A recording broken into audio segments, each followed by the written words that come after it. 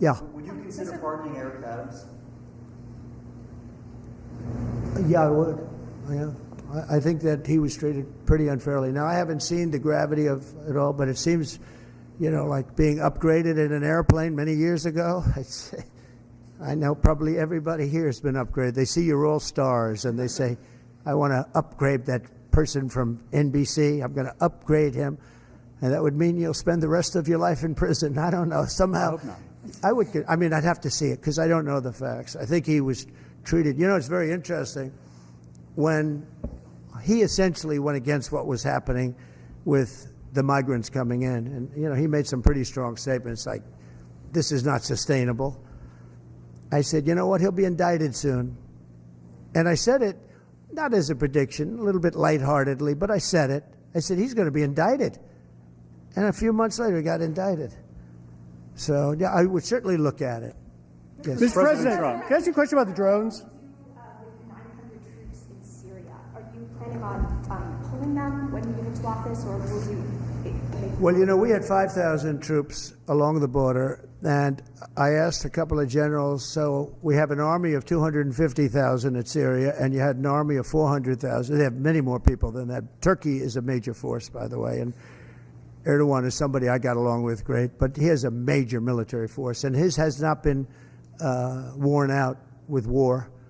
It hasn't been worn out with all of the other things. I mean, he's built a very strong, powerful army.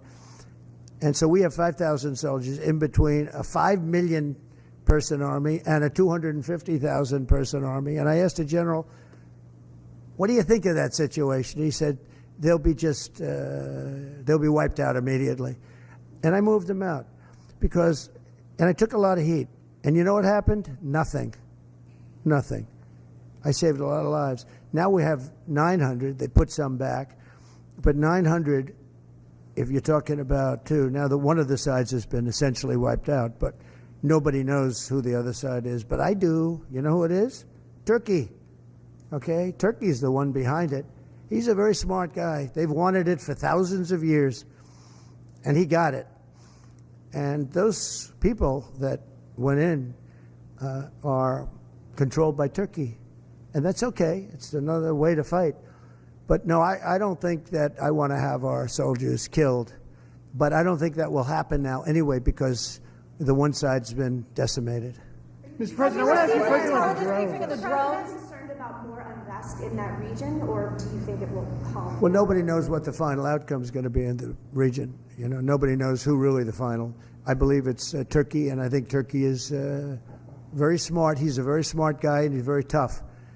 But Turkey did an unfriendly takeover without a lot of lives being lost. I can say that Assad was a butcher. What he did to children. You remember I attacked him with the 58 missiles, unbelievable missiles coming from ships 700 miles away, and every one of them hit their target.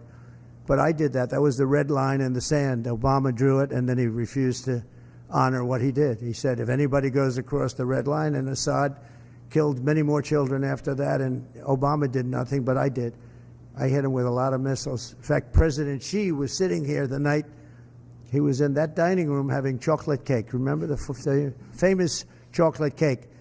But and that's when I explained what we were doing as the missiles were shot. And it was amazing as to precision because every one of those missiles hit its target from a long distance away. Had President Obama drawn the line and where it meant something, you wouldn't have even had Russia there. But in the end, I never understood why Russia went there. They were not getting very much out of it. But now their time is taken up with Ukraine, and we'd like to get them to stop on Ukraine, and Ukraine stop also. As you know, when I went to the cathedral, which was fantastic, the job that they've done in France, and the job that Macron, Emmanuel did a phenomenal job on the rebuilding of that cathedral. It's magnificent, and they did a great thing. And they had great respect for our country. They treated me, meaning I'm the country, I'm the representative of our country, and we were treated with great respect. And one of the people that came to pay his respects is, as you know, Ukraine. Zelensky. And he would like to have peace. He wants peace. Everyone's being killed. It's the worst carnage that this world has seen since World War II. I've had pictures of fields where bodies are lying on top of bodies. Looks like the old pictures of the Civil War, where just bodies are all over. Just if you saw those pictures, you'd feel more strongly about it. It's got to stop. And we're trying to get it to stop. Well, we're gonna see. We're going to be talking. We'll be talking to President Putin, and we'll be talking to the representatives, Zelensky and representatives from Ukraine. We got to stop it. It's carnage. What about the fear here at home of the drones? Thank you. Good to see you. Good to see you. Can you comment on the drones that are flying around New Jersey ports? It seems like the American people have a big disconnect. The government knows what is happening. Look, our military knows where they took off from. If it's a garage, they can go right into that garage. They know where it came from and where it went. And for some reason, they don't want to comment. And I think they'd be better off saying what it is. Our military knows and our president knows. And for some reason, they want to keep people in suspense. I can't imagine it's the enemy, because if it was the enemy, they'd blast it out. Even if they were late, they'd blast it. Something strange is going on. For some reason, they don't want to tell the people, and they should, because the people are really, I mean, they happen to be over Bedminster. Want to know the truth? They're very close to Bedminster. I think maybe I won't spend the weekend in Bedminster. I've decided to cancel my trip. Have you received an intelligence briefing on the drones? I don't want to comment on that. Have you been? Do you have any reason to think they're a threat? Two quick questions. First, on vaccines, do you want RFK Jr. to revoke any vaccines? No, I want him to come back with a report as to what he thinks. We're going to find out a lot. We're doing two things. We're going to have tremendous cost savings will come out of this. That's a minimum. And we're also going to have, and I think, very serious discussions about certain things, whether it's pesticides. Europe doesn't use pesticides, and yet they have a better mortality rate than we do. They don't use pesticides. In fact, they use it as an excuse not to take our farm product. We spend billions and billions of dollars on pesticides, and something bad's happening. Again, you take a look at autism today versus 20, 25 years ago. It's like not even believable. So we're going to have reports. No, nothing's going to happen very quickly. I think you're going to find that Bobby he's a very rational guy. I found him to be very rational. No, nothing, you're not going to lose the polio vaccine. That's not going to happen. I saw what happened with the polio. I have friends that were very much affected by that. I have friends from many years ago, and they have, obviously, they're still in not such good shape because of it. No, and many people died. And the moment they took that vaccine, it ended. Dr. Jonas Salk did a great job. So I don't anticipate that at all. But we're going to look into finding why is the autism rate so much higher than it was 20, 25, 30 years ago. I mean, it's 100 times higher.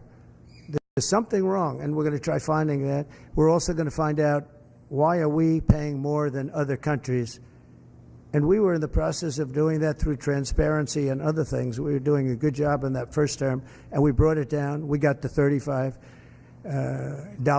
all of the different things. We got, we were the ones that got all of that done. Every one of those things, we got them done. I said, I hope I win, because otherwise somebody's going to take a lot of credit for what we did. But now what happens is we're gonna have a big conversation on price. Why is it that Germany and UK and other countries are paying so much more for the same box of medicine made in the same plant? Why is it that we're paying many times more? And I know the answer, because our government didn't do what they were supposed to do. And what I put in place was terminated unexpectedly by the Biden administration, and they shouldn't have terminated it. It would have had a huge impact. And Mr. President, one quick question. On Ukraine, you mentioned that some of the areas are already decimated. Do you believe that Ukraine should cede territory to Russia? Well, I'm going to let you know that after I have my first meeting. But a lot of that territory, when you look at what's happened to those, I mean, there are cities that there's not a building standing. It's a demolition site. There's not a building standing. So people can't go back to those cities. There's nothing there. It's just rubble. Just like when I knocked down a building in Manhattan, which is actually, this is worse, actually, because we do it step by step. This thing has just got demolished. And by the way, in those buildings are many people. Many people were in those buildings. You know, when they said the number in Ukraine is going to be a much higher number of death, is going to be a much higher number than you're hearing. You know, they're big buildings. That's what I did very well. And these are very long buildings. They're 15 to 20 stories high. They're massive buildings. I was surprised at how big. And they're flattened like a pancake.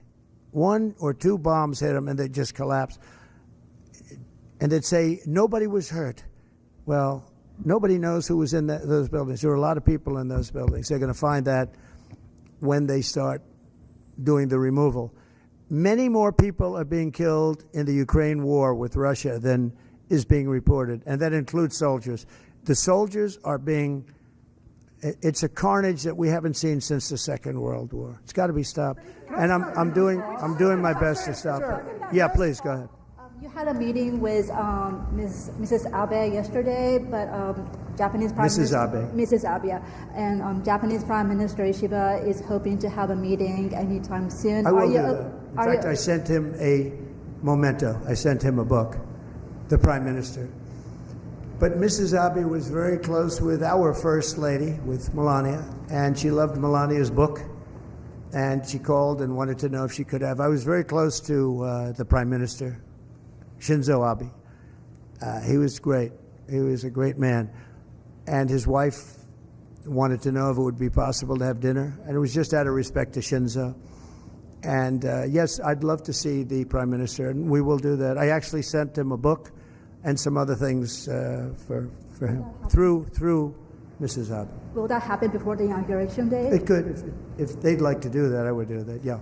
Sir, President Trump, just to No, I have great respect for the position, and if he'd like to do that, I'd be here.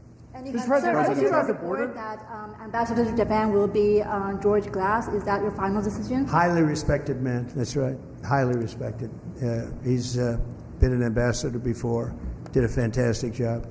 We consider Japan very important. He's very highly respected. Okay, couple of Which other world leaders have you invited to the inauguration? Which other world leaders have you invited to the inauguration? The world leaders are calling me, and some Are they really coming? would like to meet. No, I mean literally, they're calling me, and I'll be seeing some of them. I think it's rude not to. I mean, it's hard to say I'm not going to see you, and I've spoken to way over 100 where they called to congratulate on not only the election but the size of the election, the extent of the victory, and they were great. I mean, I spoke to over 100 countries. You wouldn't believe how many countries there are. And I'm trying the best I can to get back to everybody, but there are a lot of countries, and every one of them, literally everyone called, and it was very nice. So, yeah, I'd see some if some felt it was an emergency. I've seen, as you know, I've seen President Zelensky. He came to France while I was there for the cathedral opening. They actually had about 70 presidents and prime ministers, and in one case, a king, we saw some great people. I also met with William, and I was very impressed by William. I think William is terrific. I was very impressed by William. As you know, I met with him, too. Are you just President Trump, Did you invite Zelensky to the inauguration? No, but if he'd like to come, I'd like to have him. I mean, I didn't invite him, no. Are you President disappointed? Trump, China can I ask you a Xi question can't about come to the compensation inauguration? award? Are you disappointed that China Xi won't be at the inauguration? I don't know that he won't be at the inauguration. I mean, I haven't really spoken to him about it. I don't know that, actually. I would say that if he'd like to come, I'd love to have him. But there's been nothing much discussed. I have had discussions with him, letters, et cetera, at a very high level. You know, we had a very good relationship until COVID. COVID didn't end the relationship, but it was a bridge too far for me. But If he'd like to come, I'd certainly. But Have you spoken to Venezuela? hasn't. Just so you understand, he hasn't said one way or the other. Because a Have you lot of spoken people to say Venezuela? he won't come, he will come. People think he will come, he won't come. It's something we barely discussed, just about didn't discuss. But I have had, especially through letters, some very good conversations. Have you had conversations with Venezuela? You know, because China and the United States can together solve all of the problems of the world, if you think about it. So it's very important. And, you know, he was a friend of mine. I mean, he was here for a long time, right in that spot, except sitting in a very comfortable chair. He wasn't standing like you are. But we spent hours and hours talking. And, you know, he's an amazing guy. Have you spoken to Venezuela? The press hates when I say that, but he's an amazing Have you person. spoken to anyone in Venezuela, Trump, sir? can I ask you On the about- border. can I On the ask you border. about If I could just ask you on the border. Hold on one second, Gary. shooting, Real quick. United Healthcare shooting, the I think shooting of the it's CEO. terrible. Can you give us your thoughts about that? And what do you make of Well, the I reaction think it's around the terrible. suspected shooter? Does that tell you Yeah, anything about how yeah. people I think about it's a healthcare? terrible thing. I think it's really terrible that some people seem to admire him, like him. And I was happy to see that it wasn't specific to this gentleman that was killed. It's just an overall sickness as opposed to a specific sickness. That was a terrible thing. It was cold-blooded, just a cold-blooded, horrible killing. And how people can like this guy is, that's a sickness, actually. That's really very bad, especially the way it was done. It was so bad, right in the back. And very bad, very thing like that. You can't believe that some people, and maybe it's fake news. I don't know. It's hard to believe that that can even be thought of. But it seems that there's a certain appetite for him. I don't get it. Yeah, please. Could you just comment on? I want to expand on the defamation lawsuits. Could you see moving that to other people with individual platforms, social media influencers, people that Or newspapers, yeah. Yeah. Yeah. Oh, I do. I think you have to do it because they're very dishonest. We need a great media. We need a fair media. We need, it's very important. And we need borders. We need walls, but we need borders, and we need fair elections. You look at California, millions and millions of ballots were sent out. They're still counting the vote in California with the machines. They're counting the vote. If you had paper ballots, the votes would have been counted 4 weeks ago, 3 weeks ago. Now, you need fair elections, you need borders, and you need a fair press. And the press is, no, I see others. I have a few others that I'm doing. I'm going to, as an example, I'm doing this not because I want to. I'm doing this because I feel I have an obligation to. I'm going to be bringing one against the people in Iowa, their newspaper, which had a very, very good pollster who got me right all the time. And then just before the election, she said I was going to lose by 3 or 4 points, and it became the biggest story all over the world because I was going to win Iowa by 20 points. The farmers loved me, and I loved the farmers. And it was interesting the way she did it. She brought it down 2 weeks before. She said I was going to only win by 4. That was a big story. But that was good because she brought it down from like 22 points to 4 or whatever the number was, way up. Way up, an easy win. Never even thought to go there. I respect them, I love them, and they understand there's no reason to go there because she brought it from way up, walk away, which it was, and it turned out to be in the election too, by the way. It was a win by many, many points. And then she brought it down very smartly to 4 a couple of weeks before, and everyone said, wow, that's amazing. He's only up by 4 points. Then she brought it down to where I was down by 3 or 4, whatever number she used. And that was the Des Moines Register, and it was their parent. And in my opinion, it was fraud, and it was election interference. You know, she's gotten me right always. She's a very good pollster. She knows what she was doing. And she then quit before. And we'll probably be filing a major lawsuit against them today or tomorrow. We're filing one on 60 Minutes, you know about that, where they took Kamala's answer, which was a crazy answer, a horrible answer, and they took the whole answer out and they replaced it with something else she said later on in the interview, which wasn't a great answer, but it wasn't like the first one. The first was grossly incompetent. It was weird. And that was fraud and election interference by their news magazine, a big part of CBS News. So as you know, we're involved in that one. We're involved in one which has been going on for a while and very successfully against Bob Woodward, where he didn't quote me properly from the tapes. And then on top of everything else, he sold the tapes, which he wasn't allowed to do. He could only use them for reporting purposes, not for sale purposes. And he admits that. And I think we'll be successful on that one. And we have one very interestingly on Pulitzer, because reporters at the New York Times, Washington Post got Pulitzer Prizes for their wonderful, accurate, and highly professional reporting on the Russia hoax. Well, it turned out to be a hoax, and they were exactly wrong. People, like many people, John Solomon, Sean Hannity's not for Pulitzer, but Sean Hannity got it right. Many people got it right. Tucker got it right. Jesse got it right. Laura got it right. Janine got it right. A lot of people got it right. They didn't get anything. They gave it to reporters that got it absolutely wrong. And now everybody admits it was a hoax. And I want them to take back the Pulitzer Prizes and pay big damages. And I think we're doing very well on that one. They have no excuse for it. They gave a Pulitzer Prize to writers that got Russia wrong. And so I think we're doing well. And I feel I have to do this. I shouldn't really be the one to do it. It should have been Justice Department or somebody else, but I have to do it. It costs a lot of money to do it, but we have to straighten out the press. Our press is very corrupt, almost as corrupt as our elections. Are you worried about Venezuela? Sir, if you had any discussions with Venezuela? For January 6th defendants, you had said in the first few minutes of your administration you want to issue pardons for January 6th defendants. Yeah. Does that include, will that be a blanket pardon? Does that include Well, you'll find everyone? out, but it's going to go quickly. And just to follow up on your Have you had any discussions, sir, with in terms of your mass deportation plans, have you had any preliminary discussions with countries like Venezuela, from where the Tren de Aragua gang is now popping up? They'll take them back. They're going to take them back? They're all taking them back, yep. And if they don't, they'll be met very harshly economically. Okay, they'll all take them back. You know, Venezuela and other countries were not behaving very well with us during my administration, and within 24 hours they were behaving very well. They'll all take them back. And separately, can I ask a follow-up Jeff, on that?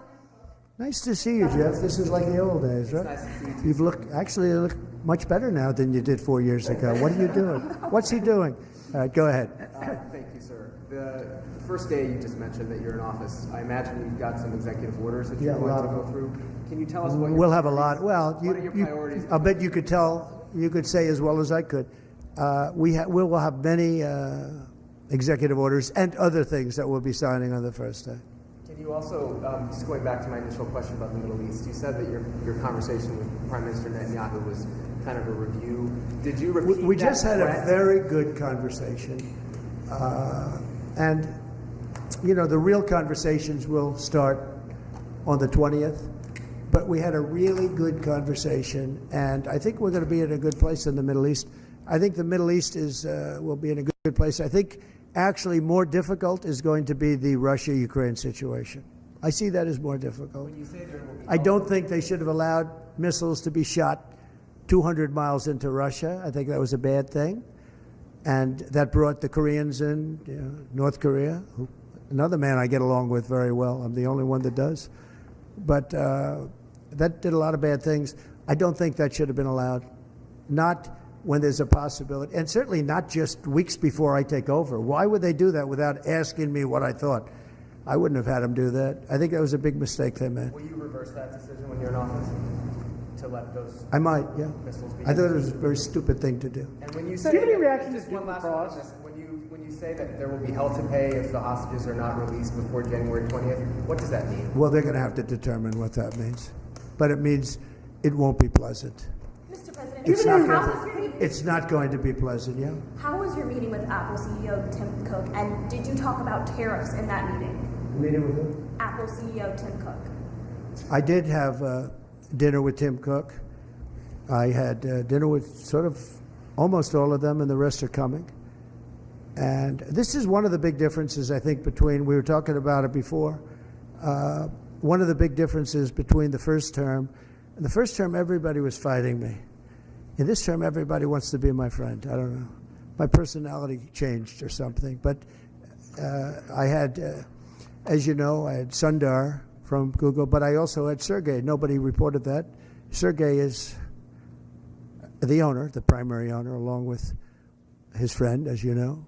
And Sergey was here also. I can't believe you didn't pick that one up. Nobody picked that up.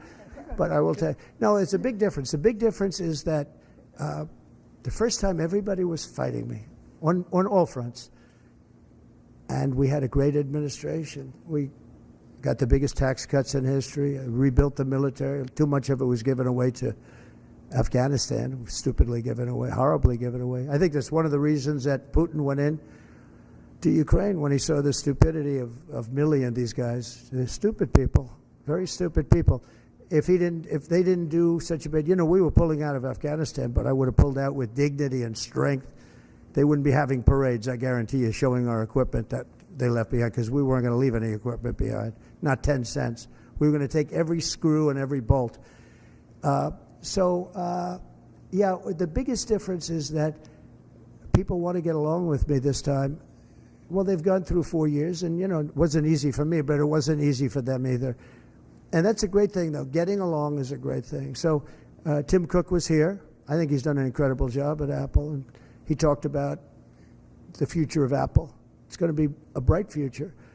But we have many others also, and not in that business. And we do have Jeff Bezos, Amazon, coming in sometime during the week. I look forward to that. We have a lot of great executives coming in. The top executives, the top bankers, they're all calling. And honestly, in the first time, I don't know what it was. It's like a complete opposite. In the first one, and the press has covered that fairly, actually, for change. The first one, they were very hostile. And maybe it was my fault, but I don't really think so. They were just very right from the beginning. And this one is much less hostile. It's really the opposite of hostile. Can I get your reaction? Well, you're on free Duke to give up a lacrosse, sir? shot. I know that you had some, I believe, involvement 18 years ago with the students at Duke accused of rape in the lacrosse. Now we have this development. I thought it was a hoax when it happened, the Duke situation. I didn't believe the woman, as you know. And they destroyed the lives of these kids. They destroyed, and I don't care what they got. Their lives have been destroyed. Their lives have been shortened by what took place. And now the woman admitted that it never happened. That is a horrible. And as you know, I took a lot of heat when I said that this did not happen. And those kids were beautiful kids with beautiful families, and they were, in some cases, will never be the same. They will never be the same. Have you talked to them by chance? Your thoughts on the Postal Service? You mentioned Bezos a second ago, and I've always thought Bezos would be a key person to go in there and really streamline the logistics of the post office. But they lose billions. Well, there is talk about the Postal Service being taken private. You do know that. Not the worst idea I've ever heard. It really isn't. It's a lot different today with between Amazon and UPS and FedEx and all the things that you didn't have. But there is talk about that. It's an idea that a lot of people have liked for a long time. We're looking at it. I think we're looking at that along with a lot of us. Any questions for Howard, by the way? Commerce. Sure, I'll ask one. Mr. Incoming Secretary, do you see another trade deal with China coming? I think the president... That's a tough one. Yeah. Oh, it's easy for me. You're sitting next to me, so it's okay. No, the president has very clear agenda for tariffs. And I think reciprocity is something that is going to be a key topic for us. How you treat us is how you should expect to be treated. Would you like to weigh in, sir, on that? You said it so well, reciprocal. If they tax us, we tax them the same amount. They tax us, forgetting just for a second about the word tax, they tax us, we tax them. And they tax us, almost in all cases, they're taxing us, and we haven't been taxing them. Is that deal already underway? Is there a deal already underway with respect to that? Let's just say this, we're going to make great deals, and we have all the cards. And until I came along, don't forget, and Howard was going over the numbers with me last night, we took in $600 billion and more in taxes and tariffs from China. No other president took in 10 cents, not 10 cents, not 10 cents. And no, we're going to be doing things. We're going to be treating people very fairly. But the word reciprocal is important because if somebody charges us, India, we don't have to talk about own. If India charges us 100% and we charge them nothing for the same, they send in a bicycle and we send them a bicycle, they charge us 100 and 200. India charges a lot. Brazil charges a lot. If they want to charge us, that's fine, but we're going to charge them the same thing. That's a big worried thing. about And you know what? The senators, some of them aren't necessarily business people. When I give that to them, they say, that sounds fair to me. Are you concerned that tariffs might hurt the stock market rise that you have seen and the economy more broadly? Make our country rich. Tariffs will make our country rich. But won't they raise prices? Properly used. I didn't have any inflation, and I had massive tariffs on a lot of things. We put tariffs on steel. If I didn't put tariffs on steel, 50% and more, they were dumping steel in, China and others. I put tariffs on, and it stopped, and we took a fortune. We made a fortune on it. Tariffs, properly used, which we will do, and being reciprocal with other nations, but it'll make our country rich. Our country right now loses to everybody. Almost nobody do we have a surplus with. There are a couple of countries, and they're embarrassed by it, but almost nobody. And tariffs will make, I always said, to me, tariffs, the most beautiful word in the dictionary. It'll make our country rich. You go back and look at the 1890s, 1880s, McKinley, and you take a look at tariffs. That was when we were at our proportionately the richest. Mr. Did you get to a good spot? Back on Ukraine, Mr. President. What should Zelensky, if anything, be prepared to give up to end this war? He should be prepared to make a deal. That's all. Got to be a deal. No, got to be a deal. Too many people being killed. That is a war that's hard. Too many people. Got to make a deal. And Putin has to make a deal. What deal? Putin has to make a deal, and Putin would have never gone in if I was president. If I was president, we wouldn't have had inflation. Our oil prices would have been lower. I had a good relationship with Putin. He would, despite the Russia hoax, which made it more difficult. If we had that election, if it were an honorable election, we wouldn't have had any of the problems that we're talking about right now. Putin would have never got in. Based on your understanding of office, you said that you could make that deal before you take office. Do you still think you could make that deal? I'm going to try. Will you ask Putin to give up Assad? Well, I hadn't thought of it. I think we have to get on with our lives. We'll have to see what happens. But right now, Syria has a lot of, there's a lot of indefinites. Nobody knows what's going to happen with Syria. But I think Turkey is going to hold the key to Syria, actually. I don't think you've heard that from anybody else, but I've been pretty good at predicting. I want to thank you all, and we're going to make America great again. Thank you very much. Thank you very much, Alex. Thank you.